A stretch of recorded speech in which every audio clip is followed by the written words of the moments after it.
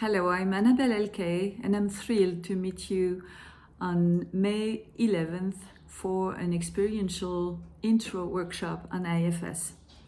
IFS, Internal Family Systems, is a self-knowledge model developed more than 40 years ago in the US by Richard Schwartz.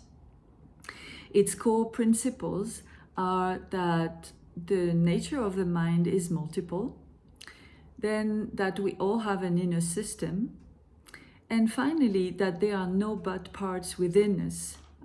We just have to support them to help them transform. This model is used very successfully for psychedelic assisted therapy. So I hope to meet you on Monday 11th of May for this experience of inner connection together. Thank you. Bye.